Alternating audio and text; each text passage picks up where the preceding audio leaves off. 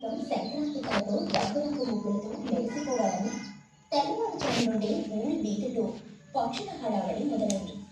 రేపే సంక్రాంతి కావడంతో అందరూ వంట సామాగ్రి కొనుగోలులో నిమగ్నమయ్యారు. ఊరి మధ్యలో ఉన్న కుహు కిరాణా స్టోర్ దగ్గర విపరీతమైన రద్దీ ఉంది. కుహుగారు, త్వరగా ఆ అరకిలో బెల్లం, 1 కిలో శనగపిండి, కొంచెం నువ్వులు మూట కట్టండి. పొద్దున్నే పిండి వంటలు మొదలు పెట్టాలి, లేకపోతే పిల్లలు గోల చేస్తారు.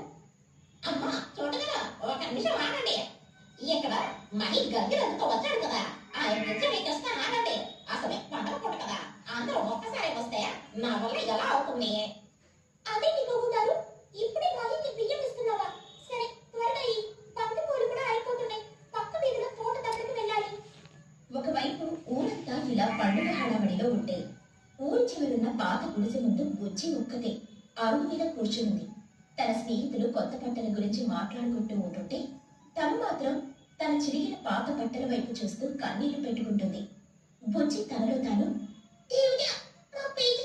సంక్రాంతి లేదు, ఉగాది లేదు, ఏ పండుగొచ్చినా అందరూ పిండి వంటలు చేసుకొని ఎంజాయ్ చేస్తుంటే అలా చూస్తూ కూర్చోవడమే మా నాట. నా ఫ్రెండ్స్ అందరూ ఎంతో గొప్పగా చెప్పుకుంటున్నారు.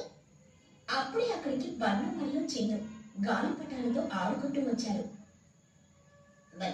చూడ, మా అమ్మ నా కోసం ఈ పెద్ద గాలిపటం కొనిచ్చింది. రేపు పొద్దున్నే మా అత్తయ్య వాళ్ళ ఇంటికి వెళ్తున్నాం.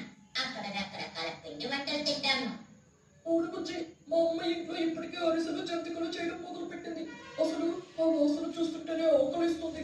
రేపు మేము రంగురంగుల గాలిపటాలు ఎగరవేస్తాం. బుజ్జి ఏమీ మాట్లాడలేక మౌనంగా ఉండిపోయింది. సరే బుజ్జి, నువ్వేం బాధపడ్డా, పద కాసేపు గాలిపటాలు ఎగరవేద్దాం. అలా ముగ్గురు కలిసి కొద్దిసేపు ఆనందంగా గాలిపటాలు ఎగరేసి ఆ తర్వాత చీకటి పడుతూ ఉండడంతో ఎవరిలకు వాళ్ళు వెళ్ళిపోయారు. ఇక మరోవైపు చిచ్చు తన పెంకుటింట్లో కూర్చొని పిండి వంటలు చేస్తుంది. కానీ ఆమె మనసు మాత్రం చాలా చిన్నది.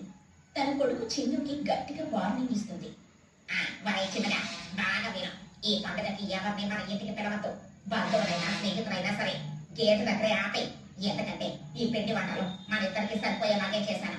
కష్టపడి వండింది మనం వేరే వాళ్ళకి పెడితే మనకేం మిగులుతుంది? కానీ అమ్మ, మన ఎదురింటితోనే ఆంటీ వాళ్ళు పాపం ఏమీ చేసుకోలేదు కదా. బుజ్జికి కొంచెం ఇద్దామమ్మా. నా మీద అసలు రేట్లు మండిపోతున్నాయి. కొలెస్ట్రాల్ లో నూనె రేటు చూసావా?